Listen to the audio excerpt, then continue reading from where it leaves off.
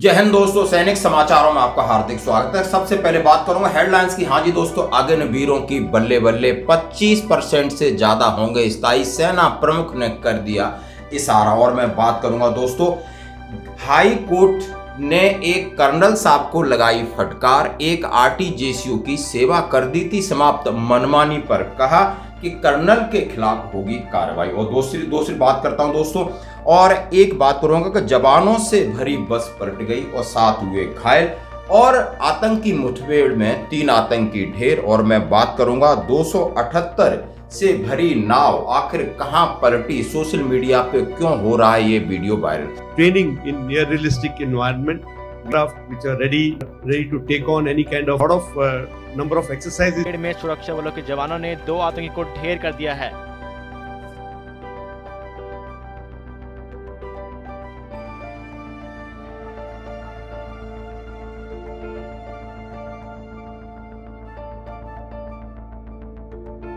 तो दोस्तों, खबरें करते विस्तार से। सबसे पहले मैं बात करूंगा अग्निवीरों को लेकर, और ये कौन कह रहा है। ये खबर आप सामने आई कि 25% से अधिक को मिल सकता है स्थायी नौकरी का तोहफा, नीति बनाने पर कार्य कर रहा है केंद्र। यानी 25% से ज्यादा रिटर्न होंगे, ये बात है, लेकिन केंद्र सरकार इसके ऊपर काम कर रहा है। और इसी का इशारा किया है, किसने किया है? वायुसेना के नए प्रमुख। और उन्होंने सीधा, और आप समझ सकते हो, एयर मार्शल अमरप्रीत सिंह के अनुसार उन्होंने कहा है कि 2047 तक 25% से अधिक अग्निवीरों को परमानेंट करने पर हम बिल्कुल हैं तैयार, और सरकार का चाहिए इशारा। उन्होंने सीधा कहा है। एयर चीफ मार्शल अमरप्रीत ने शुक्रवार को 4 अक्टूबर को मीडिया से बात करते हुए उन्होंने 50% से अधिक अग्निवीरों को स्थायी करने पर अपनी तत्परता व्यक्त की। अग्निवीर योजना के अनुसार 25% स्थायी करने की नीति नियम।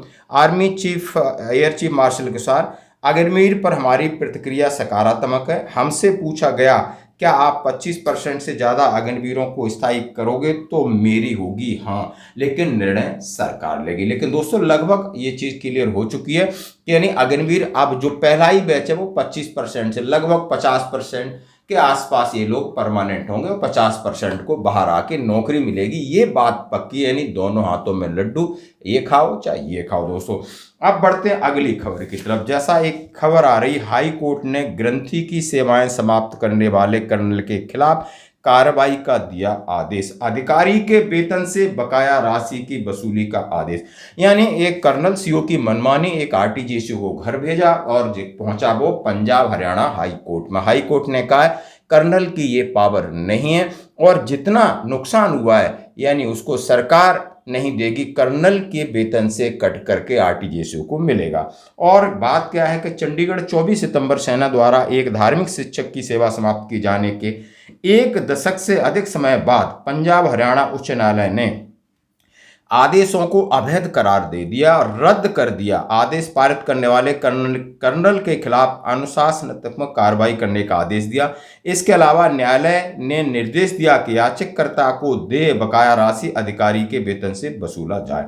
आप बिल्कुल समझ सकते हो, 10 साल में केस जीता, अब उस कर्नल की जेब से 10 साल का पूरा पैसे का भुगतान का आदेश दे दिया। इसलिए मनमानी सोच विचार कर, यानी आप किसी कहीं यूगो हर्ट होती हो, इंटेंशनली आप किसी को परेशान करते हो, नहीं, ये किसी की बापोती नहीं, ये सब नियम कानून से चलती है। आप अपने रैंक का दुरुपयोग करोगे तो इसी तरह आपको सामना करना पड़ेगा। और बिल्कुल ये सही है। याचिकाकर्ता को पठानकोट में एक ग्रंथी के रूप में भर्ती किया गया था।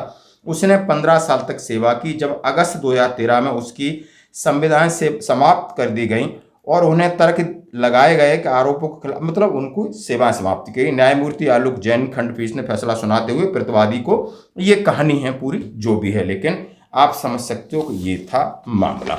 अब बढ़ते हैं अगली खबर की तरफ। हाँ जी दोस्तों, अब मैं बात करूंगा जवानों से भरी बस पलटी, और ये चुनाव, जम्मू कश्मीर से चुनाव के वक्त लौटते हुए आईटीबीपी की बस उत्तराखंड के अंदर ऋषिकेश हाईवे के ऊपर पलट गई, और उसमें काफ़ी जवान हताहत हुए, और लगभग जो हताहत हुए, घायल हुए, उनको उपचार के लिए जा रहा है। आप देख सकते हो दोस्तों इसका एक वीडियो। एक और बड़ी खबर जिसमें मैं कह रहा हूं कि एक आप देख सकते हो कि एक नाव है और जो कि झील के अंदर पलट रही है, और सोशल मीडिया पे वीडियो वायरल हो रहा है कि ये गोवा में, लेकिन नहीं, ये है आप समझ सकते हो कांगो मध्य अफ्रीका के स्थित पूर्वी भाग का हिस्सा है। कीबू झील में 278 लोग झील में घूमने गए थे और 278 भरी जो नाव है ज़्यादा ओवरलोडेड थी और किस तरह डूब रही, उसमें 80 लोगों की मौत, 50 को बचा लिया गया और बाकी की खोजबीन जारी है। और सेना ने कुपवाड़ा में 3 मिलिटेंटों को किया ढेर, वहां पर चल रही है मुठभेड़। ये मिली सेना को कामयाबी। आज की खबरों में इतना ही, बने रही हमारे